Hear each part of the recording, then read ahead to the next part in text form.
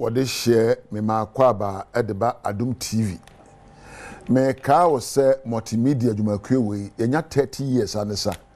enti be ka me ho ne Mose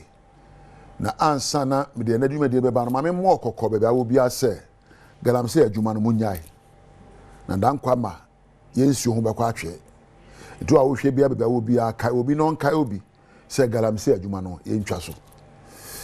wonim sɛ we were all born great wo ye yen animunyamfo wo yo yen akasefo ene ye okokroko wo a wotie mi no die sentini sɛ nia wo bɔ wo no o se me bɔ sɛ me seso wo obi kasa wo sɛ no a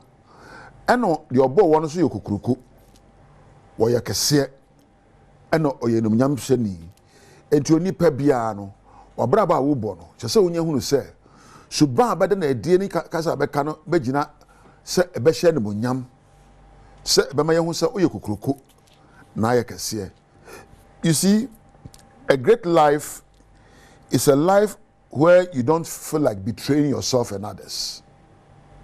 Ye kasa obi abrabo edimu. Ye kasa obi abrabo eye animunyam hya. Oyo obi a no ankasa onwutwa ne nanti na watwe obi so nanti. Ene say suban any ade a de hye omu so beyo no wanyo a wotwetwa wo nanti, you are betraying your own self. Enti onipa bia no sɛ wodo suko hunu nioma ye nti aba wiase ya abada na adi mama wada sonko na wahye ne munyam ama wowura na nso so wata obi akiri na nhwe nipa nanti and na a great life. Number 2, and when a great life is somebody who can love more, who can connect with people and show love.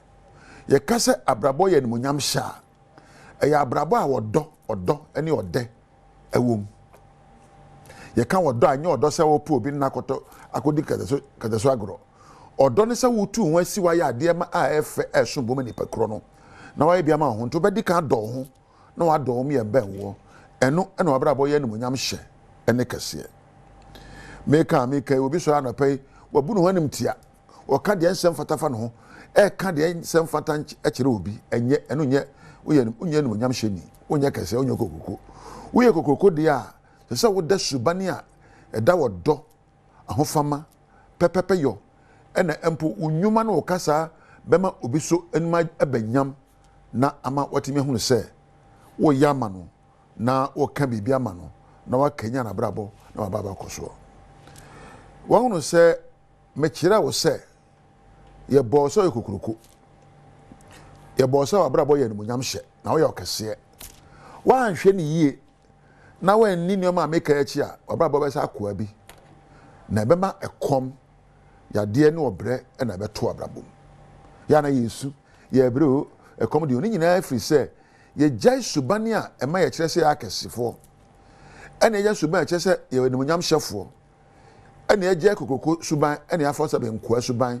wotan awraho abufuo na ntitwitwa ena empo pesemunkuminya uye sa de we a e ma onye kokoko nti na de ma memfa we nyao se ye kasa obi kokoko a oyo obi a ontwitwa no ankasa nanti ya wo da subani a eda di se onyankopon so ana adwuma to so mienu oyo obi a woda wodo adi ne kasa mu ne ne yemu oye ma ebi ka obi woka ema ebi ka obi ema obi abrabo epagya koso ene de ma menka nkere se so pese ehu se uye onipa esa wo da subani abetima mankaza wa brabo eye no munyam hye na wo suban no kasa e kire se wo yo kase na wo nya kwa brabo ebo onyankopon emmoa onyankopon hye wodne akona sa nyina so dia wo fam bia na ma wo re mfiri bebia wo firi ba se wa brabo be hye no munyam na wa kye se wo di ade nyina so na ye kase wo ye kokroko esan se de obo wo no so no onyame oyokokroko ne kese o ma memfa na asema Edmund ena Thomas o camera menko enkoda osmosis ena Daniel a ofujatebo mu apie aba adom ha so ase na menkoda Mark Weber Priscilla eja Weber Kampadu our production room na me na obi a obo adwumadi titire makeupfo Eugenia Bedi ne nkrofo na me na floor manager props na lighting na MC afo nyina me damo ase wo a wonya amrehwe me ma me nkyira wo se me firi ha badwom adwumadi ne bekoso nti nya fide ne mfi adom na de eba na doso